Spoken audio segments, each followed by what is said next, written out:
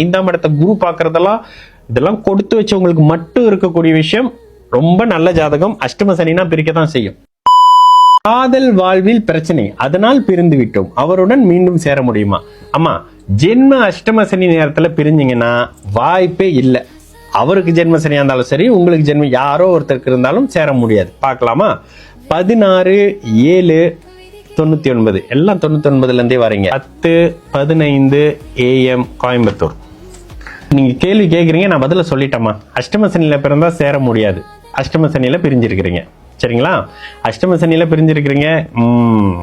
இந்த இடத்துல கிட்டத்தட்ட சுக்கிரன் இங்கேயும் சிம்ம லக்னமாகி சிம்ம ராசி. இது அட்டகாசமான யோக ஜாதகம்ங்க, அட்டகாசமான யோக ஜாதகம். லக்னம் லக்னாதிபதி. இந்த இடத்துல சனி பார்வை வந்து லேசா சூரியனை டிஸ்டர்ப் பண்ணும்னாலும் கூட லக்னம் அதனை பேலன்ஸ் பண்ற அளவுல சுபத்துவமா சூப்பராகவே இருக்கு. சரி, சுக்கிர தசை முடிஞ்சிருச்சு. சூரிய தசை, அம்மா நீங்க ரொம்ப நாளா நல்லா அந்த சூரிய தசை மூடிட்டோம். சந்திர தசை விரையாதிபதியாக இருந்தாலும் கூட சுக்கரனோட சேர்ந்து இன்னும் 1 வருஷம் பொறுத்துங்க. இப்பவே அஷ்டம சனி முடிஞ்சிருச்சு. சேருவீங்களா? சேர மாட்டீங்க.